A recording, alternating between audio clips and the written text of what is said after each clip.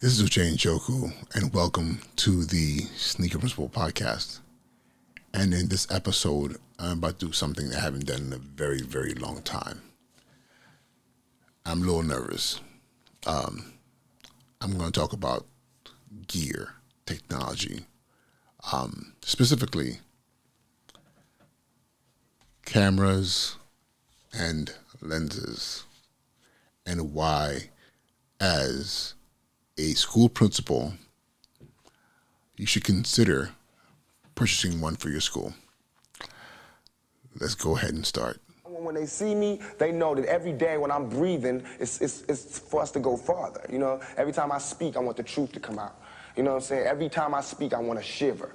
You know, I don't want them to be like, they know what I'm going to say because it's polite. They know what I'm going to say. And even if I get in trouble, you know what I'm saying? Ain't that what we're supposed to do? I'm not saying I'm going to rule the world or I'm going to change the world, but I guarantee that I will spark the brain that will change the world. And that's our job, is to spark somebody else watching us. We might not be the ones, but let's not be selfish, and because we're not going to change the world, let's not talk about how we should change it. I don't know how to change it, but I know if I keep talking about how dirty it is out here, somebody's going to clean it up.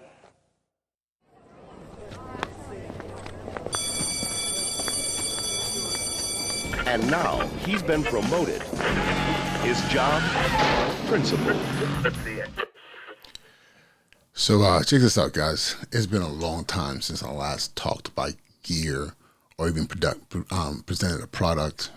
Those of you who followed me for a while and through the transformation of my channel, I used to talk about credit cards. So I would talk about a particular type of credit card and the benefits, things of that nature. I talked about sneakers. It was kind of a hodgepodge of different things. And I started talking about gear and equipment. I've done several episodes where I discussed this, all my different things and how it's set up. Please pardon this right now. I know this looks kind of crazy. I have my cell phone right here, and then my iPad having some technical issues with my iPad, which I got to figure out tonight. But nonetheless, I'm going to try to do something that hopefully won't get me made fun of, especially in the camera, video, photography, videography space. Listen, I'm going to tell you this right now. I do not profess to be the best person when it comes to camera gear. But however, it's an essential part of my this thing that I do, podcasting. I have a camera right here that I'm recording with. You could barely see it. It's right here. It's a Canon RP, and it's a mirrorless camera. It's what I use to record all my episodes, at least for the past year or so, probably even longer than that. And in this episode, I want to talk to you about why I believe schools, and my audience, at least I hope my audience is primarily school leaders, inspiring school leaders, why this is a very powerful tool that you need. And I know people might say, hey, what are you talking about? Why would I invest in a camera, for photography when I have a cell phone? And hopefully I'll be able to explain this to you. I'm hoping this episode is going to be about 15 minutes long, and I'm already way over my time thus far. But if it's 15 minutes, it's 15 minutes. If it's not 15 minutes, then it's not 15 minutes. But nonetheless, my job right now is to convince you as a school leader, superintendent, principal, whoever, that a school should have one of these, not sitting in a closet, not locked away, gathering dust, but being utilized every single day. So let's get into it. Okay, so typically I have my, those of you who listen to this via Apple Podcast or Google, wherever you listen to podcasts from, I'm sorry. I'm going to be saying a lot of things and visuals here. So you can listen to this in the car, and if you want to go wherever you are, and later on you can go to my YouTube channel or LinkedIn. I post all my podcast episodes on LinkedIn, and you can actually watch and see what I'm actually talking about. But I'm hoping, and I will do my best to verbally express my beliefs around photography and videography as a necessary tool, as a vital tool for schools. Okay, let's go ahead and start. Every day, I would say majority of the time, you will find me walking through my school with a camera in my hand. And it's not this one, actually. What I have in my hand right here is the Canon R. And I will tell you, this was my first camera.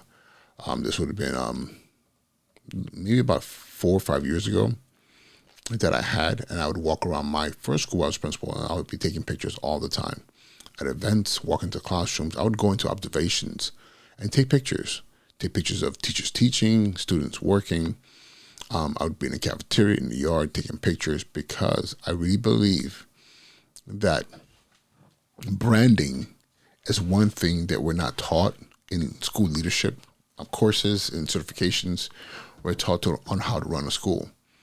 But if you are in a city like I am, New York City, you have another responsibility, which is getting people to want to come to your school. Those of you who live in places where, your school is zoned and you just have kids coming regardless, you don't have to do anything having to do with enrollment. That's not your responsibility. You get kids and you move forward. I'm jealous. I don't know what that looks like or what that sounds like, because as a principal in New York City, we're fighting. We're fighting for kids. We're fighting for families. We're fighting in communities to keep our doors open. And the way you keep your doors open is by having students and families say, I am sending my child to your school.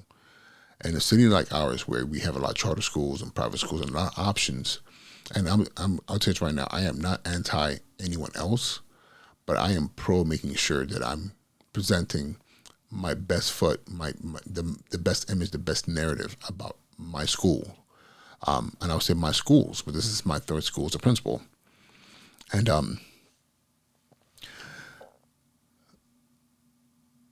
principals struggle. A lot of us struggle with how do we get the message out there. So we do, we do the open houses, and we try to do social media. We do all those different things. And one thing I've learned from my previous life in sales and marketing is you have to tell a story. You have to tell a compelling story. You have to tell a story that has people talking about you, or at minimum planting the seeds in your heads where they can't forget about you, where you're part of the conversation. And for me, this might sound like, what are you talking about?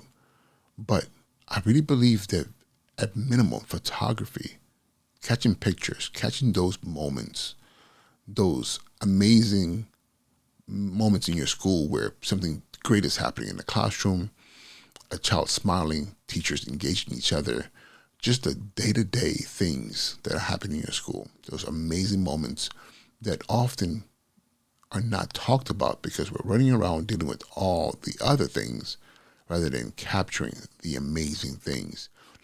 I'm sorry, I don't care how bad a school may be based on various factors. There's always those shining moments. But those moments happen absence of them being documented. So what ends up happening is, you're trying to find ways to tell a story when the story's happening all around you. It's just not being documented. So for me, yes, I'm going to tell you, first of all, let me preface this.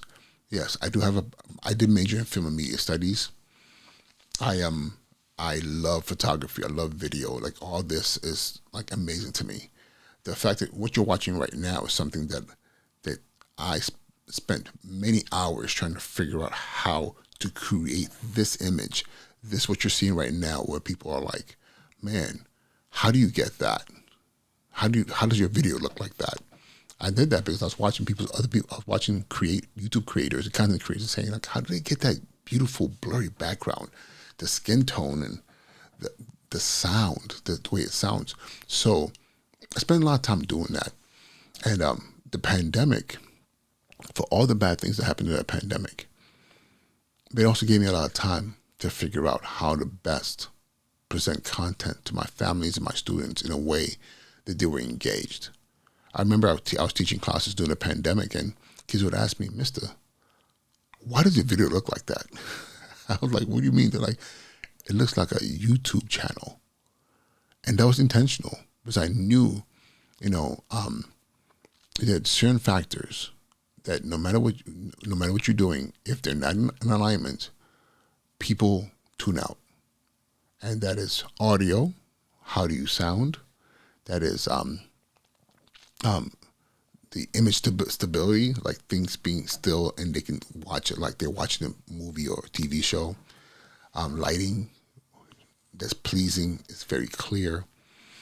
And video quality, So these things were things that I studied because I wanted to make sure that I could present to my students, my families during the pandemic, something that kept them engaged.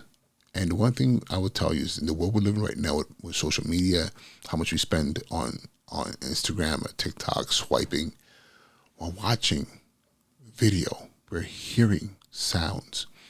Even on Instagram, looking at pictures. And think about all the things that make you stop. Those compelling images that make you make you say like, whoa, and then all of a sudden you're sharing with other people. Now think about how do we put that into our school spaces? And it starts with making sure that you have the tools to make it happen. Yes, we have amazing phones and we can do all the stuff we can do with our phones and everything else. But the thing about the phone that I don't like, no matter how much better the image quality is getting and the things we can do with our phones, that's not the tool that was intended for what I'm talking about.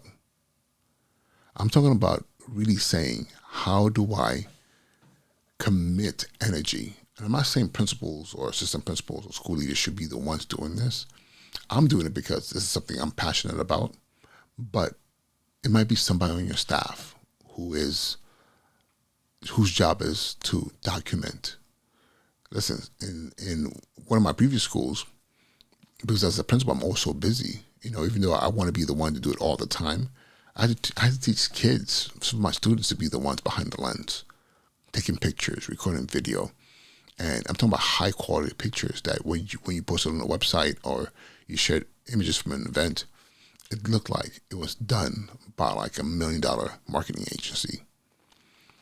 You want your school to look like $1 million. So that's the thing.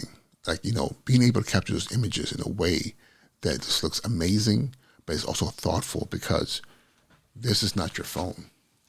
Okay? This is not your phone. This is a camera that has a specific purpose, whether you're recording video or you are taking pictures. This is, when you're in that space and you're using a camera like the one I have in my hand right now, your brain shifts to a different place. There's a purpose. You're recording these images, you're taking these pictures, and you're going to utilize them for a purpose of really telling a story about your school. And when you do that, you start to form an identity. You start to create a message, a narrative where people see you the way you want to be seen.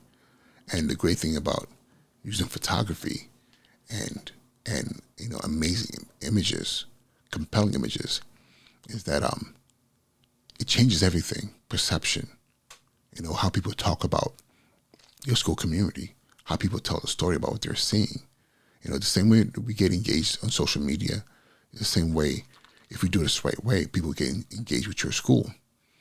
So, yeah. So, yes, for those of you who are saying, I have my phone, it's wonderful. If you're doing it with your phone, great.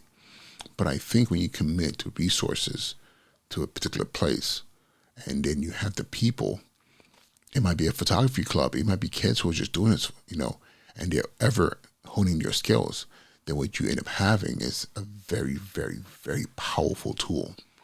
So, okay, let's talk about the gear. I know people are like, okay, you're saying, some of you are like, I'm convinced. Some of you are like, I'm not convinced, and you've already, moved on to another video. More power to you. So now, those of you who are like, yes, I'm down, I'm game, but I don't know where to start. I'm gonna tell you one thing. This requires some time and effort to learn, But however, the great thing about cameras is that a lot of them are infused with AI. So if you put the right settings on, you can literally point and shoot and create and get pretty decent images. And what I mean by decent, way better than your phone, you know. And but the thing is, where do you start? My thing is this: my favorite camera, walking around, and I have a couple of them, but my favorite one, just walking around every single day. Those of you who follow me on social media and LinkedIn, you see my images. Typically, it's right from this camera right here. This is a Canon R. It's a 5-year-old camera. Some of you might be like 5 years old. No, it came out 5 years ago. You can still buy them brand new. You can buy them used, and I want to say they're like roughly about $1,500. I'm going to avoid saying any prices right now because I don't know right now what they are. I just have estimates. But again, some of you might say $1,500. That's a lot of money, but your iPhone probably costs more than this. Call it what it is. Let's really call it what it is. Okay, this is an investment in the right tools to tell your story. So why the Canon R? User friendly. It's easy to use. You literally turn it on, and if you put it in auto, you just point and shoot, take pictures.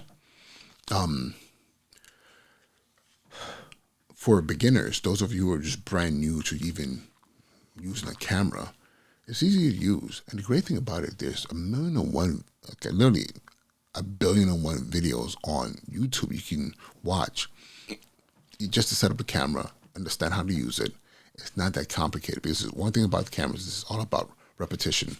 The more you use it, the more you figure out the different settings, the more creative you get with it, and the more you can do.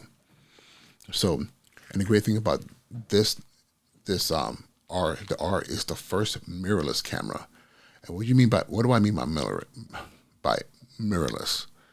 You have, prior to this, the technology was a DSLR, and what happens with these DSLR cameras, it has a mirror inside, so the body had to be bigger. And the mirror was the technology, and I'm going to say this right now, this is not a tech review, like with all the little numbers and all that stuff. No, this is more qualitative. So the old versions of these kinds of cameras were much bigger, and it was just a form factor, you know. But they were still great. And if you have a DSLR, then that's great. You know, because again, it'll still do the same thing. It's just that the mirrorless are just newer technology, which also comes with much better focusing. These new joints right here, I'm telling you, and this is 5 years ago, the quality what you get with focusing and being able to like get crispy, beautiful pictures with buttery backgrounds, you know, new technology. So you have these right here.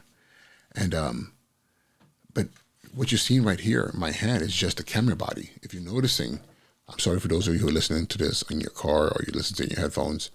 All I have in my hand right now is the body. That's it. And if you could tell, you can see there's no lens. All you see in front of me here is just, you know, the camera body with a cap in the front. So I'm going to take off the cap, and there is where you put a lens. Why get a camera with a lens? It's because you have more options. You can get a point and shoot camera, which is just literally, that already has a fixed lens on there, but you're limited. You can only take pictures, typically a nice wide angle, which means you can get a good chunk of space into the image. And you can zoom in, probably maybe where you're standing. If let's say you want to take a picture of a student or a teacher teaching in a classroom, you would probably have to be a few feet away from them, maybe 2 or 3 feet away from them to get a nice picture. And in a school space, let's be honest here, that's not ideal. You know, you don't want to be walking up to somebody as they're teaching to get a picture, or it's an event. You know, you want to be able, if need be far enough away and zoom in your lens so you can get closer without having to physically get closer to them. So that's why I prefer to have a camera with where I get to choose what lenses. So I'll tell you this, for the purpose of this video, I will tell you what I would say to purchase with this camera. Okay, and again, one more thing. There are several other cameras. I'm just saying this will do what you need it to do. Because and again, it doesn't have to be Canon. It can be Sony, Fuji, whatever you choose. I'm a Canon guy. I know Canon, and I'm comfortable with Canon, so I tend to not move away from what I know. And Canon typically is probably the most popular camera. Most people have Canons, but hey, whatever you choose. but you have to have a lens that that you can put on here. So my first lens, I'm going to suggest 2, and if it's a budget constraint, I'm going to suggest 1. Okay, that can kind of fit these 2, but again, I'll tell you why I'll suggest a 2. So the first one is this. This is a 13 to 35 millimeter camera. 13 will give you a nice wide angle. I can stand in the corner of a classroom and take a picture of everything pretty much from standing in that corner that I can see with my naked eye. Okay, that's a great thing. Remember, schools, you have classrooms. Classrooms typically not a lot of space in there. So you want a lens that you can get a nice, decent angle shot and incorporate the full feel of the classroom, right? This will do this for you. So you can zoom from a nice wide shot at 15 millimeters, and then you can also come as close as 35. And 35 is typically what they say the human eyes can see. So this is where maybe you're looking at a student working or a group of students working. You can get them all to fit in that frame with a lens like this, okay? And the great thing about this is I'm about to get technical right now, so some of you are going to be like, what is he talking about? So this is a 2.8 aperture. Let me make sure. And all that means is how much light can get in there. Let's be honest here, a lot of our classrooms are not the most well-lit spaces. So you want to be able to have lights, enough light because it gets into the camera. I want you to remember about photography. Photo means light. Graphy or graphic is the capturing of an image, right? So the more light you have in there, the better the images are. Some people might say, well, let me just put a flash on my camera. Do you really want to be having flashes going off in the classroom as things are happening? Or you want to be as inconspicuous as you can, taking images, documenting what's happening in your school? So I choose to go with a faster lens. All that means is that 2.8 or the aperture, it's the lower the number, the more light the camera takes in. So again, I would suggest this 13 to 35, perfect lens in the classroom, right? If you want to get wide shots, and get more of what's happening in the classroom. Now the other lens, number 2, again, if you have the Canon R, and I would say you're able to do it, get 2 lenses. Again, the 15 to 35. Second will be the 24 to 70. What do you think about 24 to 70? At 24, still reasonable, wide lens. It falls right in between that 15 to 35 sweet spot, but it goes to 70. 70 millimeters allows me to stand pretty much where I want to in the classroom and take pictures. And because I'm able to zoom in without having to be in a kid's face, and often when I'm taking pictures, they don't even know I'm taking pictures of them because I'm usually on the other side of the room, a few feet away. So I can get great shots, or the teacher's teaching, and I want to get that still shot for Twitter or X or for Instagram or for the website. It's more versatile. I don't have to be in your face. I can stand further away from you with this lens. And again, if we're having events at school, I don't have to be all up on stage trying to take pictures. I can still be reasonably far away enough to get nice images of what's happening in the space. So these are 2 lenses right here, the 15 to 35 and the 24 to 70, right? But now, if you're like, okay, that's too much. And again, I'm over here telling you about the lenses. Let me show you what you would have to do. You have your camera, you take off the cap, and then you take your lens right here, take out the cap from the back of the lens. This is the 24 to 70, and you will line it up, and then click. Now, you have your camera right here, right? And again, I recommend 2 lenses. If I'm in the classroom, I just go with my 35 to my 15 to 37 because I'm trying to get big shots.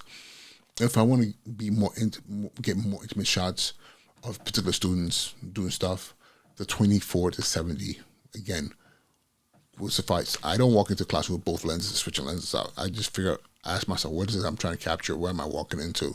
And I put the lens on the camera that's most appropriate.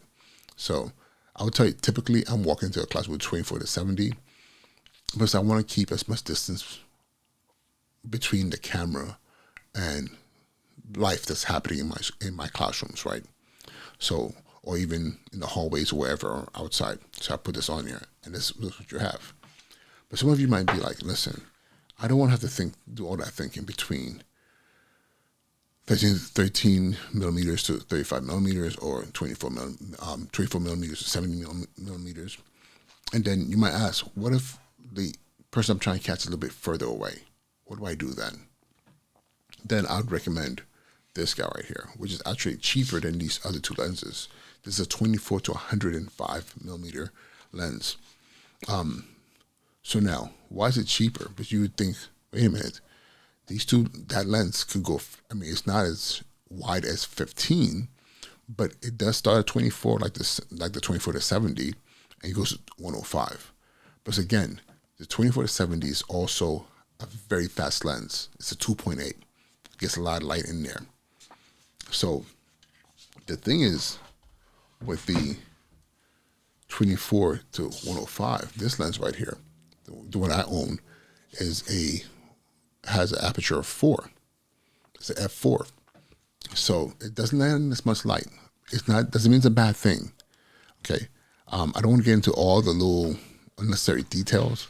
For what we're doing, take pictures in the school building, a 4 is perfectly fine. And the great thing about it's a constant 4.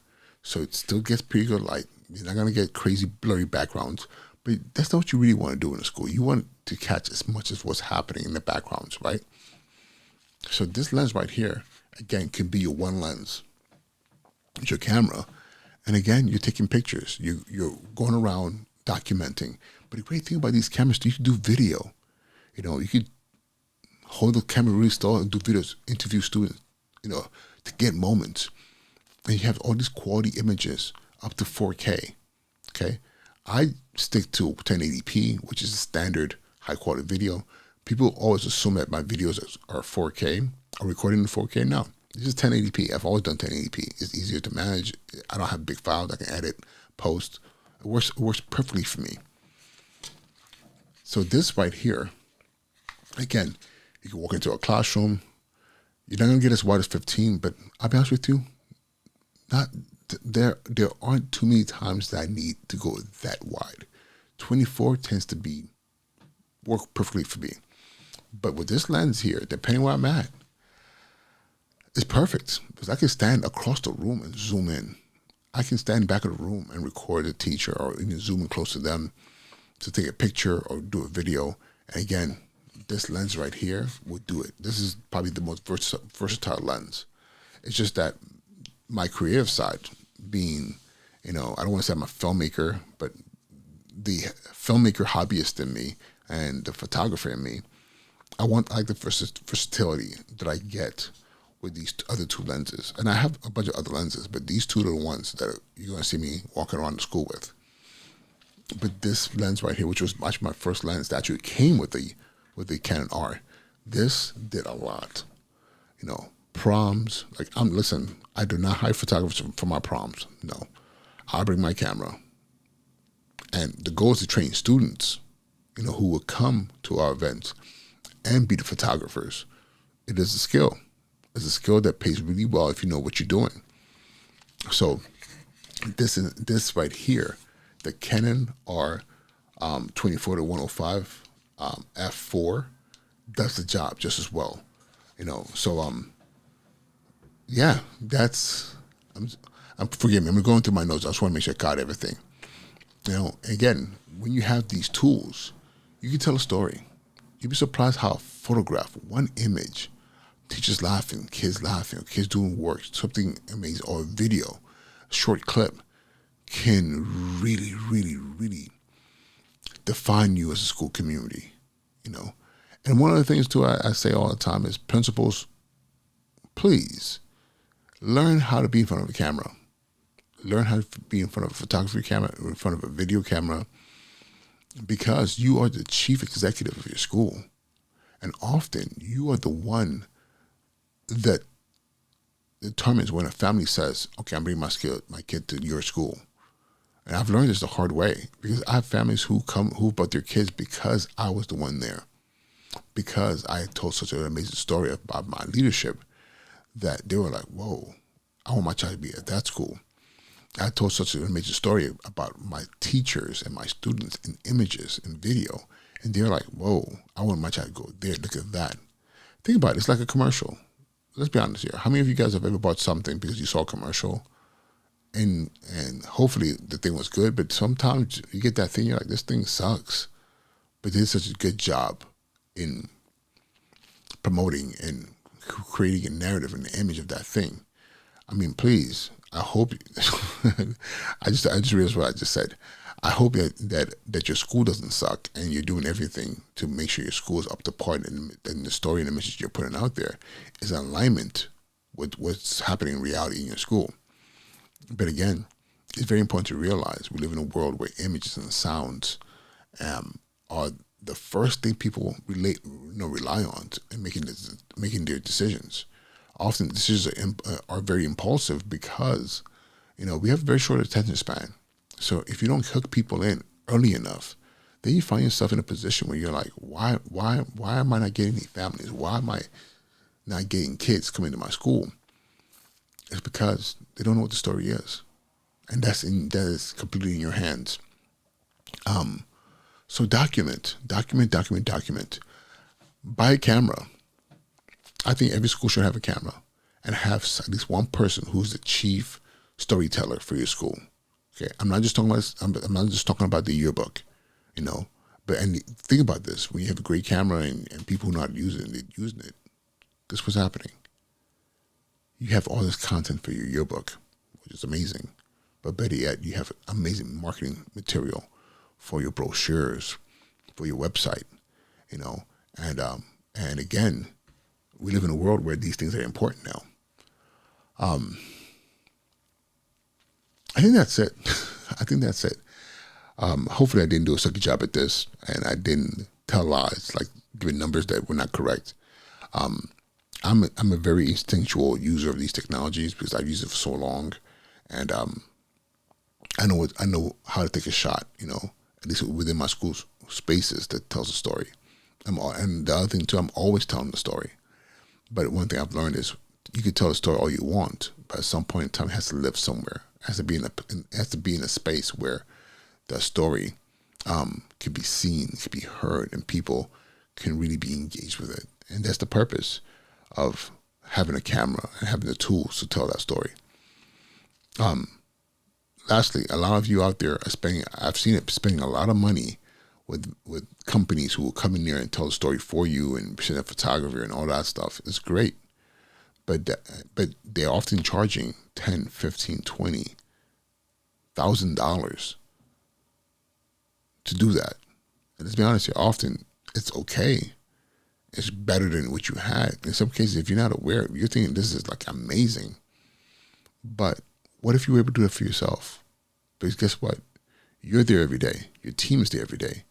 What if you actually collected the content and put together the story yourselves? Have people who are trained to do it, get people trained on how to do it. Then guess what? You have this all day long. Every event, every situation. Pictures are taken, get posted, social media on a daily basis, weekly basis. And you become something amazing, something that people are watching, people are following. And as they have children, you become the first person or the first school that they want to go to because they already have a story. They already know what the story is. Yeah. How much time did I take? Ooh, that was 34 minutes. This was supposed to be 15 minutes. It ended up being 34 minutes, but it is what it is. Probably nobody's going to watch this, but hopefully people do watch this, specifically school leaders, because again, we need to create our own narrative. All right. With that being said, this is Uche Njoku. Thank you so much for your time. And until next time, be well.